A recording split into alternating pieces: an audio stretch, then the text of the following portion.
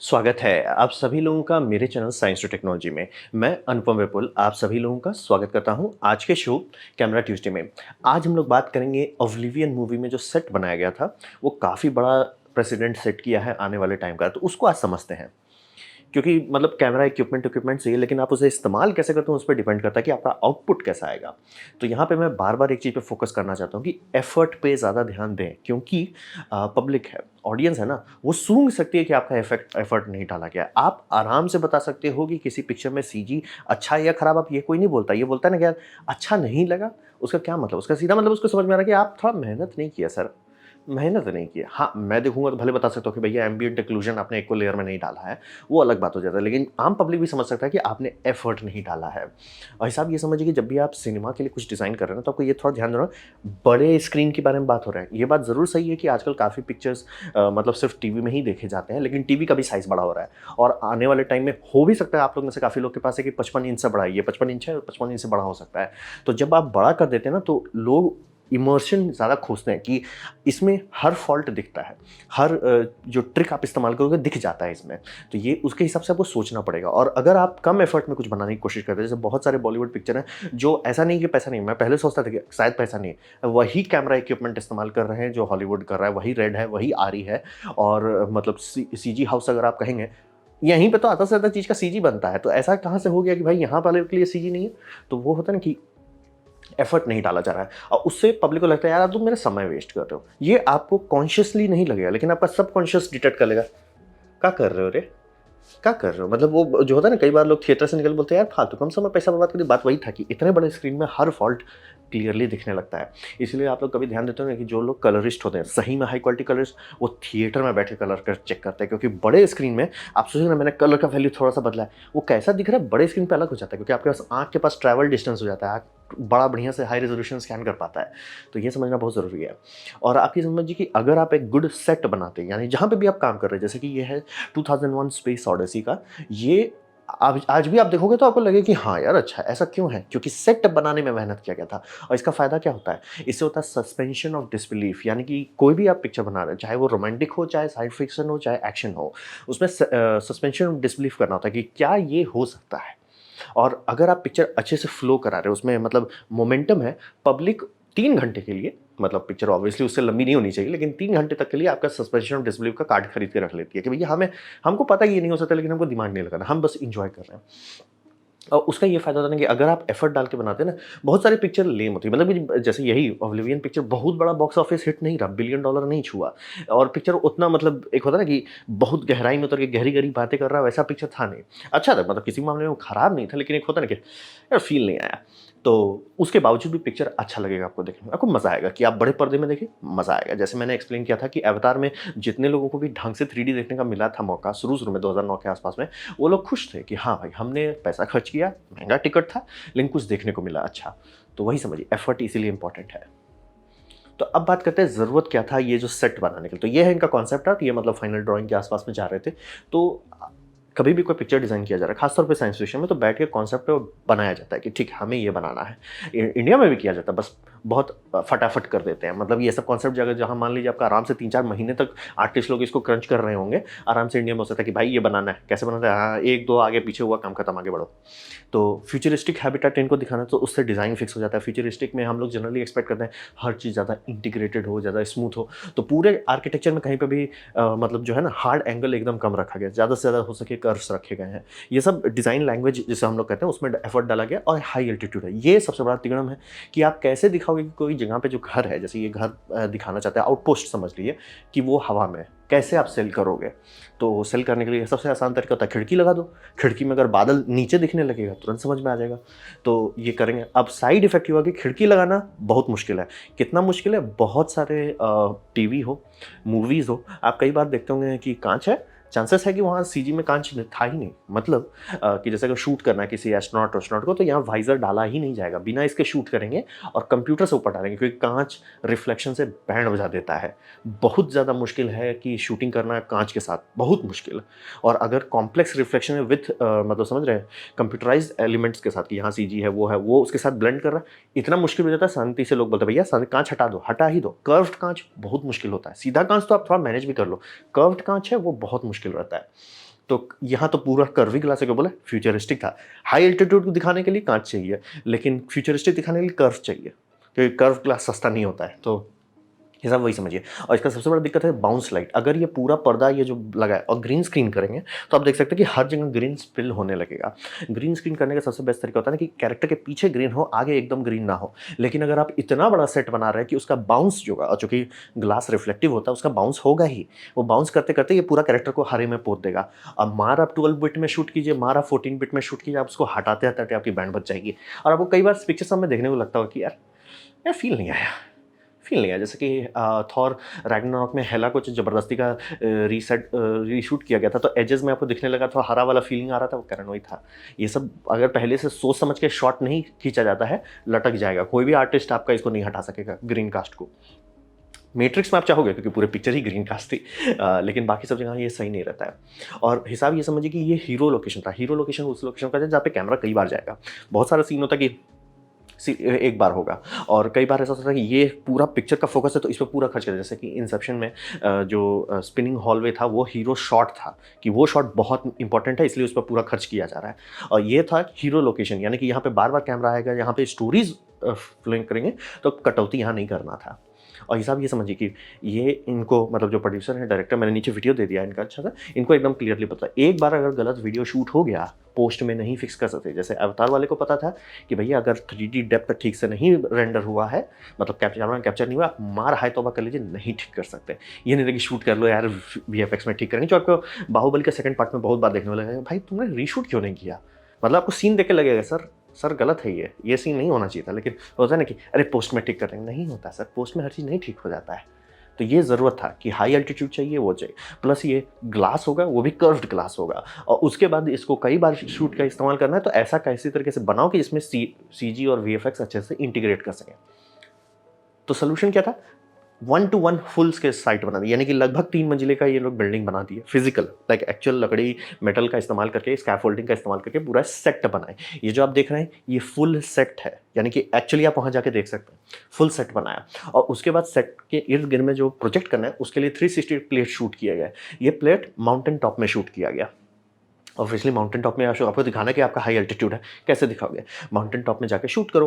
और यहाँ आप लोग देख सकते हैं कि ये लोग कई दिन तक शूटिंग किए, क्योंकि सुबह सन उग रहा है, उसको कैप्चर कर रहे हैं, फिर उसको मतलब फुटेज देख रहे हैं, अरे अरे थोड़ा सा ये एक्सपोजर सेटिंग चेंज कर सकते थे।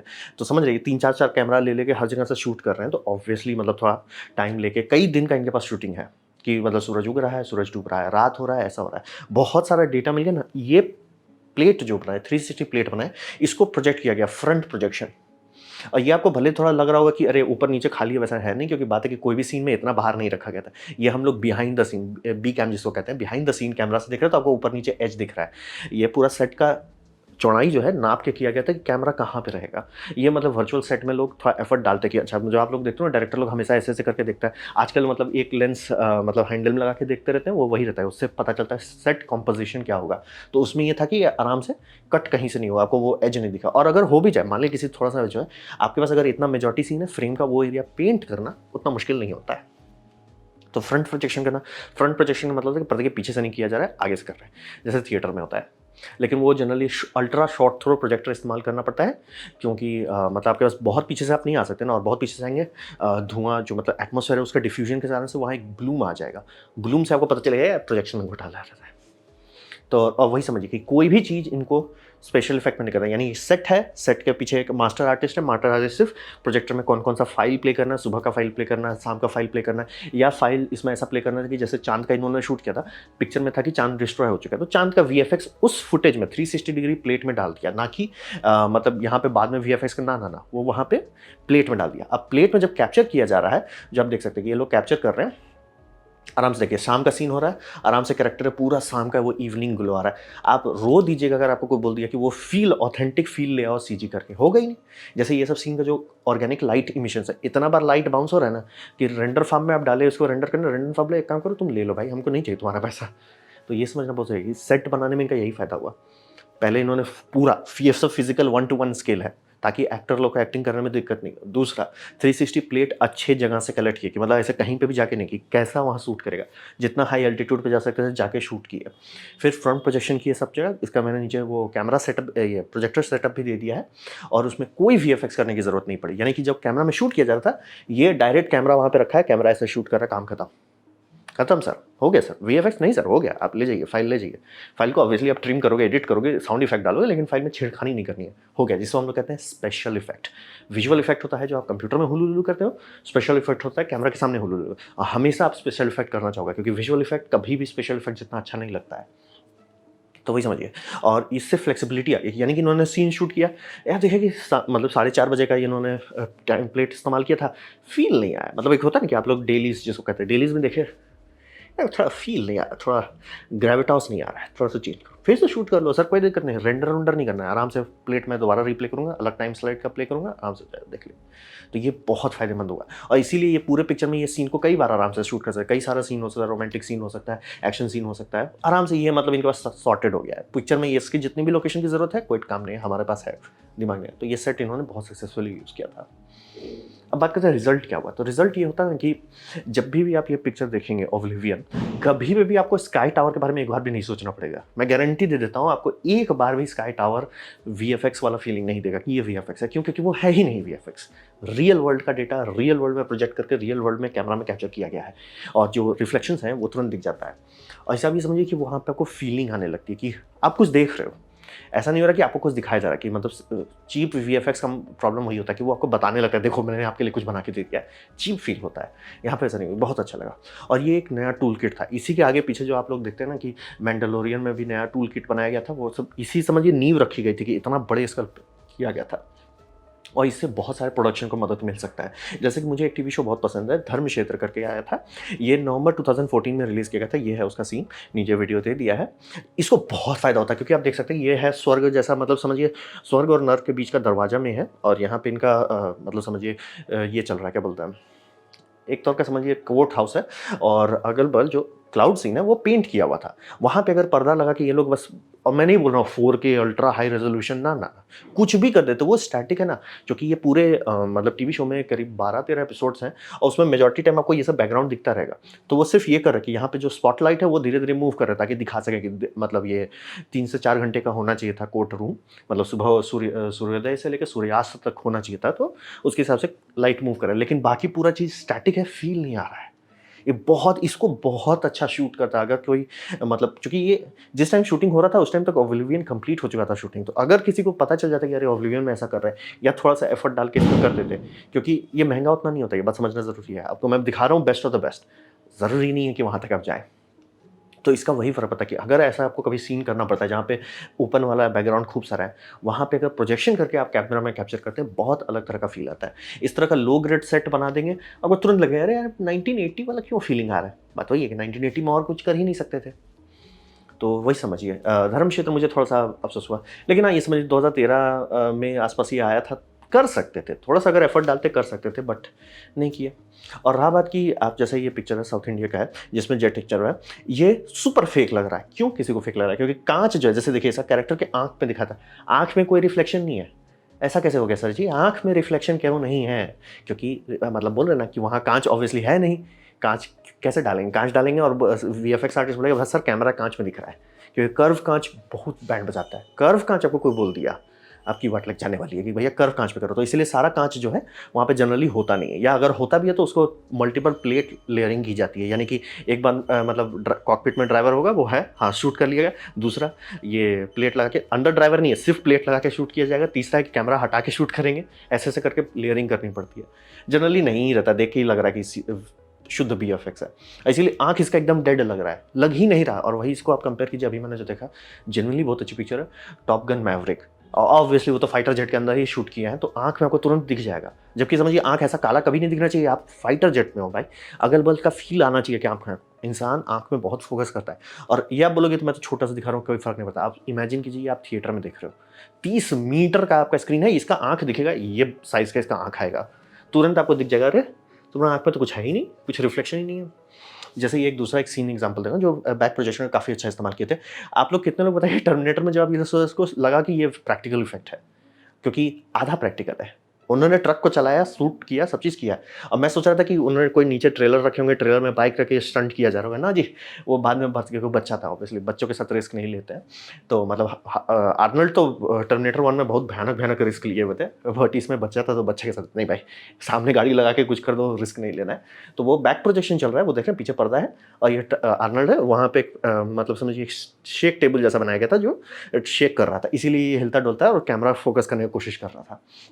और चूँकि वो आउट ऑफ फ़ोकस में था, बहुत बढ़िया सा सीन है। मतलब मेरा दिमाग ही उड़ गया कि ये ऐसा था। यही अच्छे से अगर आप बनाते हैं ना, वो वीएफएक्स है, सीजी है, उससे फ़र्क नहीं पड़ता। अच्छे से आप बनाओगे, वो भले मतलब मैं ठंडे दिमाग से अच्छा, वैसा फ़र्क ही नहीं पड़ता। अगर आप इतना अच्छा से दे दो, मेरा सस्पेंशन ऑफ डिसबिलीफ वहाँ पहुँच गया कि भाई, मुझे लोड नहीं लेना, मुझे दिमाग नहीं, मुझे बस एन्जॉय करना है। आप वो चाहते हो, ये नहीं चाहते हो, इसका तो अब मतलब इंडियन एयर फ़ोर्स वाले ही मज़ाक उड़ा रहे हैं कि भाई तुम क्या दिखा रहे हो? चड्डी गंजी पहन के बैठ गया है इसमें। लाइक दैट्स ये तो एटलीस्ट कुछ पहना है, वो तो मतलब टी-शर्ट पहन के बैठ गया यार। ये आँख डेड डेड आँख नहीं होना चाहिए, आप समझ रहे हैं? इतना बड़ा-बड़ा आँख दिखेगा आपको पूरे पर्दे में। अब बोले भैया तू काला क्यों आँख है? मतलब कुछ भी नहीं दिख रहा है प्यूपल्स में। तो वही बोल रहे हैं कि आपको कई बार ये मौका मिल सकता है जहाँ पे आप थोड़ा-सा एफर्ट डाल के, थोड़ा-सा फ्रंट पोजीशन, ये नहीं बोल रहा हूँ कि 4K प्रोजेक्टर लीजिए, लेज़र प्रोजेक्टर लीजिए, अल्ट्रा शॉर्ट थ्रो प्रोजेक्टर लीजिए। कोशिश कीजिए, कुछ ना कुछ करके आप काफ़ी अच्छा रिज़ल्ट निकाल सकते हैं। और कैमरा में आ गया, वो सबसे बेस्ट होता है सर। कोई वीएफएक्स, कोई सीजीआई इन कैमरा इफ़ेक्ट के आस-पास भी नहीं पहुँचता। और जो आप लोग सुनते हैं ना क्रिस्टोफर नोलन का इतना नाम क्या है, उसको समझ है इसकी। जैसे आप लोग कई बार ड्यून जो एक पिक्चर आई थी, इतनी ज़्यादा भयानक उसका वीएफएक्स है। क्यों वीएफएक्स है ना? क्योंकि आधा से ज़्यादा चीज़ उन्होंने इन कैमरा शूट किया था। तो ये समझना बहुत ज़रूरी है कि अगर आप लोगों को इंटरेस्ट है, मैं और कई सारे पिक्चर्स को ब्रेक डाउन करके दिखाना चाहूँगा कि ये लोग ये सब प्रॉब्लम कैसे सॉल्व करते हैं। मतलब कर्व्ड ग्लास, अगर आप किसी भी वीएफएक्स आर्टिस्ट को बोले कि हमारा फाइटर जेट है, उसका कर्व ग्लास है, उसका हमको शूट चाहिए, बोला बिना ग्लास के शूट करो, हम सीजी में ऊपर से पोत देंगे, लेकिन आपको हटाया नहीं जा सकता। रिफ्लेक्शन से इतना कॉम्प्लिकेटेड होता है, हटाया नहीं जा सकता। तो उससे बेटर क्या है, आराम से इसके लिए सेट बनाओ, आराम से वीडियो वॉल बना दो, उसका रिफ्लेक्शन आएगा उसके अंदर, कोई दिक्कत नहीं, लोड ही नहीं लेना है, काम खत्म सर, चिल मारिए सर। वही रिजल्ट मायने रखता है। इसीलिए इस तरह के जो लोग एफर्ट करते हैं, वो वही बोल रहा हूँ, ये मत समझिएगा कि इंडिया के पिक्चर के पास कैमरा, ये कैमरा नहीं है या प्रोजेक्टर नहीं है, ये नहीं है, बस मेहनत नहीं करना चाहते, सस्ते में निपटाना चाहते हैं। अब बोल रहे हैं भाई कब का आया टर्मिनेटर 2, कब का आया है? अभी भी ऐसा इस हाई लेवल का सीन आपको इक्का दुक्का पिक्चर में देखने को मिलेगा, ज़्यादा में नहीं मिलेगा। एफर्ट ही नहीं डालना चाहते। तो ये था मेरा प्रेजेंटेशन, एक यूनिक तरीके का सेट डिज़ाइन करने से क्या फ़ायदा हुआ, और पूरी इंडस्ट्री चेंज हो गई थी उसके बाद। तो उम्मीद करता हूँ आपको ये वीडियो अच्छा लगा, कुछ सीखने मिला, कुछ समझ में आया। अगर ऐसा है, लाइक कर दे तो उसे शेयर कर दे, उससे मेरा काफ़ी भला होगा। नहीं अच्छा लगा, नहीं पसंद आया, कोई बात नहीं, आप डिसलाइक दबा सकते हैं। मैं कहूँगा डिसलाइक 2 बार दबाएँ, उससे मुझे पता चलेगा कितना नापसंद हुआ है। मैं आपसे कहूँगा कि कमेंट लिखें, मैं हर कमेंट को पढ़ने की कोशिश करता हूँ। आपसे कहूँगा सब्सक्राइब कीजिए, बेल दबाइए अगर नहीं है तो। आपने मेरा वीडियो देखा, जानकर मुझे बहुत खुशी हुई। धन्यवाद।